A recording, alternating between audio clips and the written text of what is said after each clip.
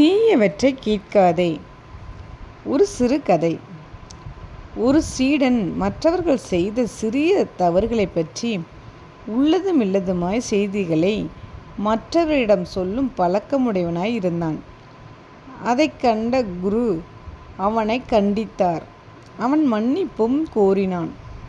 ஆனாலும் அவனுடைய செய்கையின் தீமையை அவன் மனதில் ஆழமாய் பதியவில்லை என்பதை அறிந்த குரு அவனிடம் ஒரு சிறு பஞ்சு மூட்டைகளை தந்து நகரத்தின் மையத்தில் உள்ள மைதானம் ஒன்றில் நின்று அதை சிறிது சிறிதாக பிச்சு காற்றில் ஊதி பறக்க விட்டு வரும்படி சொன்னார்.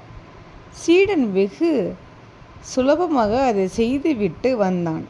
குரு சொன்னார், சரி, இப்போது போய் அதையெல்லாம் ஒன்று விடாமல் சேகரித்து கொண்டு வா. சீடன் திகைத்தான். இதென்ன ஆகிற செயலா குருவே? அந்த பஞ்சு காற்றில் இந்நேரம் எங்கெங்கோ பறந்து கொண்டிருக்கும். அதை எப்படி மறுபடி சேகரித்து வர முடியும்? 1 மணி நேரத்திற்கு முன் பறக்கவிட்ட பஞ்சுகளை உன்னால் சேகரித்து திரும்ப கொண்டு வர முடியவில்லை.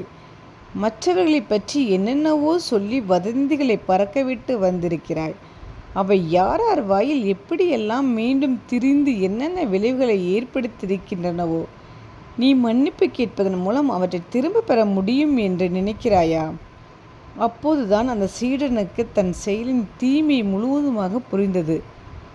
கண்ணீர் மல்க வெட்கி தலை குனிந்து சீடன் அன்றிலிருந்து அந்த பழக்கத்தை அடியோடு விட்டான்.